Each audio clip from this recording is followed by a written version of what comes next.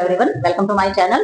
Today we will talk about is thymus glands. तो आज हम बात करेंगे thymus glands के बारे में। वैसे तो एक एक करके हम सारे glands करेंगे, बट आज हम thymus ही समझेंगे क्योंकि ये जो glands होता है इसमें हमारी कुछ फैसिलिटी पाई जाती है, उसके बारे में बात करेंगे। ये हमारी बॉडी के अंदर क्या फंक्शन करता है उसके बारे में बात करेंगे।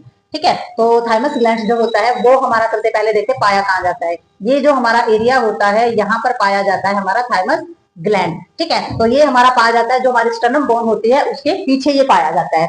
ठीक है, और जो ये दोनों साइड जो होते हैं हमारे लंग्स उसमें पाया जाता है। और इसकी स्पेशलिटी ये जो होता है एक मांस का, जैसे हमारा एक टिश्यू लम्फॉइड मांस होता है उसका ये टुकड़ा पाया जाता है। और इसकी स्पेशलिटी ये होती है कि जब बचपन में जब बच्चा पैदा होता है तो ये थाइमस ग्लैंड्स का जो साइज होता है वो बड़ा होता है, और जैसे जैसे बड़ा होता जाता है, एडल्ट होते जाते हैं, वैसे वैसे थाइमस ग्लैंड्स का जो आकार है वो छोटा होता चला जाता है। ठीक है, बिकॉज ऑफ जो ऑर्गन्स होते हैं वो हमारे एक्सपेंड करना स्टार्ट कर देते हैं, और जो दूसरे ऑर्गन्स होते हैं जैसे कि हमारा हार्ट है, लंग्स है, वो बढ़ना स्टार्ट कर देते हैं, और जो थाइमस ग्लैंड्स है वो छोटा होता चला जाता है। ठीक है, तो ये हमारे यहाँ पर सिचुएटेड होता है, और ये हमारा पिरामिड आकार का ये पाया जाता है हमारे स्टर्नम के आगे वाले हिस्से में। ठीक है, तो अब हम देखते हैं कि हमारा थाइमस ग्लैंड जो है वो अंदर से कैसा दिखाई देता है। तो ये हमारा थाइमस ग्लैंड है, ये जो इंटरनल पेज जो है इसका, ये हमारा थाइमस ग्लैंड का है। तो इंटरनल पेज के अंदर हम देखेंगे कि इसके अंदर पाए जाते हैं दो लोब। ठीक है, तो ये एक लोब हमारा ये है, और हमारा इंटरलोब जो हमारा सेप्टम है वो हमारा यहाँ से पाया जाता है। मेडुलर कॉर्टेक्स होता है, कॉर्टेक्स हो गया हमारा बाहर का एरिया, और मेडुला हो गया इसका अंदर का फेज। ठीक है, तो हमारा कोई भी ऑर्गन है अगर उसमें कॉर्टेक्स और मेडुला आता है, जैसे हम किडनी में भी यही पढ़ते हैं, या फिर हमारे दूसरे ऑर्गन्स होते हैं उसमें भी हम कॉर्टेक्स और मेडुला पढ़ते हैं। तो कॉर्टेक्स हम बाहरी एरिया को बोलते हैं, और मेडुला जो होता है वो हम इंटरनल एरिया को बोलते हैं।